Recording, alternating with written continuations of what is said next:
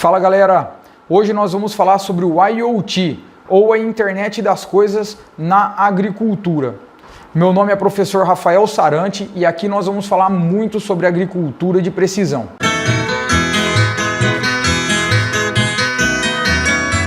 Sempre que você olha para o seu relógio Smart, você querendo saber quantas calorias perdeu ou até mesmo o preço de alguma coisa, nós estamos utilizando do IoT. A definição mais simples do IoT ou da internet das coisas é a internet controlando as coisas. E lá em 1982, o primeiro exemplo que nós tivemos de IoT foi uma máquina da Coca-Cola numa universidade dos Estados Unidos, onde ela dizia se o refrigerante estava gelado ou não, dizia também se ainda tinha disponibilidade daquele produto.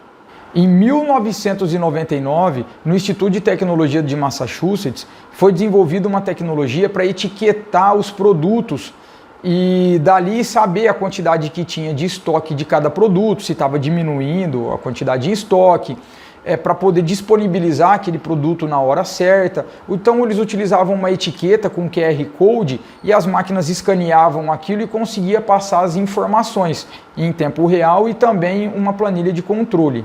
Já nos anos 2000, a LG ela desenvolveu uma geladeira smart, que também utilizava o sistema de QR Code para poder saber se a disponibilidade de um determinado produto ali dentro da geladeira ainda tinha, ou se precisava repor aquele produto. Mas não foi muito aceita pelo mercado, talvez o custo não condizisse com a necessidade das pessoas na época. Mas quando a gente fala de IoT ou da internet das coisas, a gente fala do ano de 2008 para frente. No ano de 2008, então, a população mundial chegou no patamar de 6,8 bilhões de pessoas. E o número de coisas conectadas na internet era nada mais e nada menos do que 12,6 bilhões de coisas conectadas na internet. Dá um número de 1,8 coisas por pessoas. Então, a partir daí, a gente fala que entrou na era do IoT. Mas e o IoT na agricultura? E a internet das coisas na agricultura? Pois bem, desde 1800, com a Revolução Industrial, nós sempre tentamos melhorar a eficiência da produtividade. Ou seja, melhorar o nosso tipo de automação, transformar nossas automações em coisas mais confiáveis. E principalmente ultimamente, com o aumento da demanda por alimentos e a diminuição de mão de obras, esse segmento viu-se necessário também no setor agro. Nos Estados Unidos, o setor ele deixa de faturar cerca de 3,1 bilhão de dólares por ano por falta de mão de obra. E com os avanços da inteligência artificial e também do machine learning, que é o aprendizado de máquina, esses equipamentos hoje, principalmente robôs e principalmente sensores para poder ser feito um controle ou uma análise de lavoura, eles estão com a tendência muito forte de cada vez mais entrar na lavoura. Podemos dizer que existem 4 subsegmentos dentro da internet das coisas na agricultura, vamos dizer assim. Os agrobots, a navegação por máquina, colheita robótica e manuseio de materiais. Então, pessoal, os agrobots, eles são robôs que são feitos para o setor agro. Eles utilizam basicamente de sensores para poder capturar imagens de forma digital, analisar essas imagens, comparar essas imagens com um banco de dados e a partir daí tomar a melhor decisão. Por exemplo, se ele compara uma imagem que ele tirou com uma erva daninha, ele pulverizaria exatamente em cima dessa erva daninha.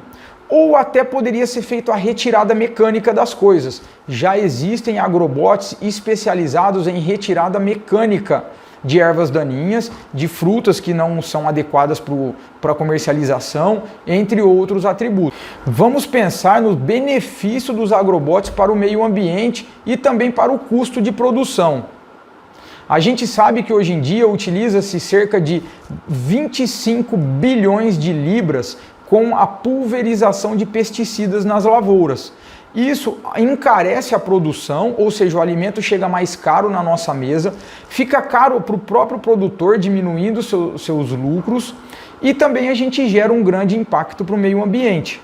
Com a vinda desses agrobots, nós conseguiríamos reduzir custos, conseguiríamos fazer uma aplicação extremamente localizada, e quando eu falo de uma aplicação localizada, a gente está falando vários patamares acima da aplicação por taxa variável, porque é uma aplicação extremamente localizada. Além disso, pessoal, nós temos a navegação por máquina. Exatamente isso que você está pensando, um carrinho de controle remoto, na verdade um trator por controle remoto.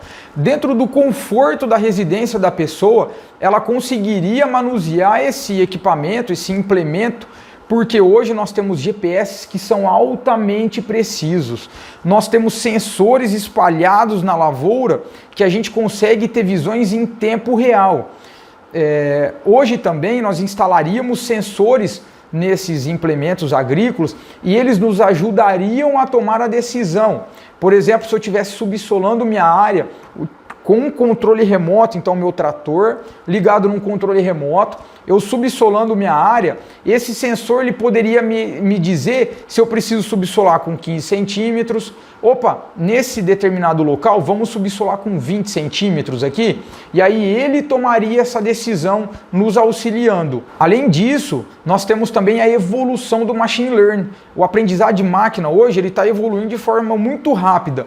E a tendência é que no curto prazo essas máquinas fiquem cada vez mais independentes. Temos também a colheita mecânica. Tá? O processo delicado de colher frutas e de colher legumes, ele pode ser realizado agora com os agrobots 24 horas por dia, 7 dias por semana. Ele também utiliza do processamento digital de imagens para poder comparar com o seu banco de dados e aí tomar a melhor decisão. Então imagine um agrobot específico para colher uva, ele entra numa parreira de uva, ele identifica a uva que não está adequada para ser feita a comercialização, retira de forma manual e de forma extremamente precisa que ele nem danifica as outras. Na hora de colher, ele corta, recolhe o cacho, coloca dentro da caixa de forma precisa, sem danificar frutas. Nós temos hoje uma perda muito grande na hora da colheita, né? Por danificar. Às vezes a mão de obra humana ela acaba danificando um pouco. Já com a mão de obra robótica, a tendência com o passar do tempo é que essas perdas por danos acabam sendo menores ainda. E nós temos também, pessoal, o manuseio de materiais. O manuseio de materiais hoje ele já é feito, por exemplo, na fábrica da Amazon. Vocês vão olhar aí nas imagens que eu vou colocar para vocês como que funciona lá. Então é tudo robotizado. Chega um produto lá, o robô já sabe onde ele está, pega o produto, disponibiliza exatamente na hora certa. E isso no setor agro também é muito importante, porque a gente consegue disponibilizar as coisas na hora que está sendo necessário, além do que a gente consegue manusear as nossas mudas nos viveiros. Então, quando a gente fala de estufas para clones, para as outras coisas, a gente consegue trabalhar com esse manuseio de materiais aí, diminuindo o fluxo dentro de espaços que já são pequenos. Quando se fala na implementação, na utilização em larga escala da tecnologia, algumas pessoas têm uma visão um tanto quanto distorcidas disso, achando que as máquinas vieram para tomar lugar da mão de obra humana, né? E não é bem a verdade. Nós hoje temos uma crise de alimentos, hoje os preços dos alimentos eles estão super altos, justamente por conta da nossa baixa eficiência no campo, justamente por conta do nosso desperdício depois de colher até chegar na mesa do consumidor. Nós temos um sistema que não é um sistema autossuficiente, ele não é um sistema sustentável. Então, com a chegada dessas máquinas, nós conseguiríamos melhorar a qualidade de vida da nossa população. Ah, mas e as pessoas que trabalham no campo, que hoje que vão perder seus empregos por conta dos robôs? Essas pessoas que trabalham no campo, hoje elas têm um trabalho extremamente pesado, super difícil e com uma remuneração relativamente baixa. Essas pessoas, elas deixariam de ter esse tipo de trabalho e ganhariam outro tipo de trabalho com uma tecnologia mais implementada, ou seja, utilizando menos mão de obra, um trabalho mais fácil de ser realizado e com um valor agregado mais alto. Sem contar que nós diminuiríamos o preço dos alimentos, com isso o mercado também se regularia. A tendência é que nós precisaríamos de menos recursos para poder conseguir fazer as coisas que a gente faz hoje.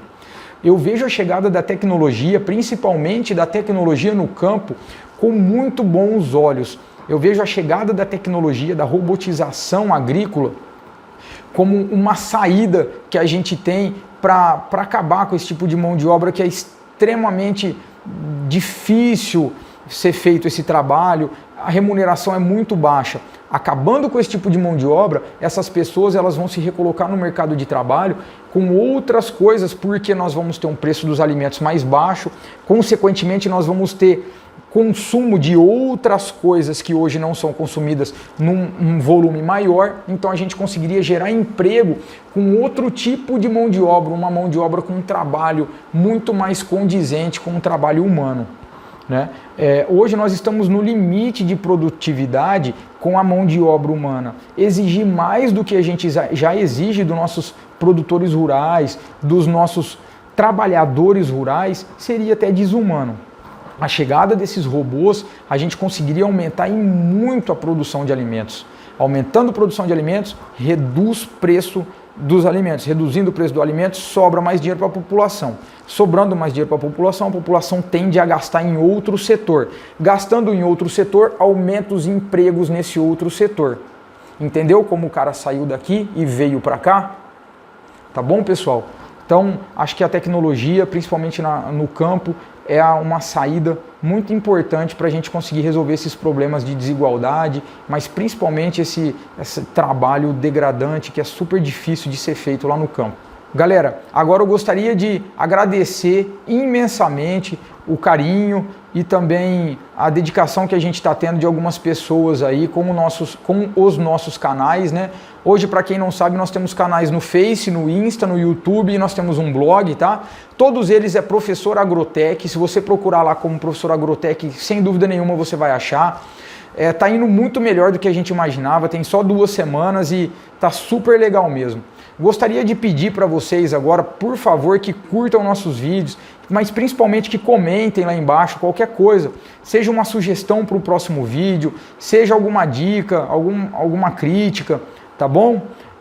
Então curtam o nosso canal aí, tá? Lá no YouTube, curtam nossa página no Face, nossa página no Insta, nós temos o nosso blog também, dá uma visitada lá. Ao longo da semana nós vamos produzir mais vídeos aí e sempre postaremos aqui para vocês. Beleza, pessoal? Valeu, um abraço!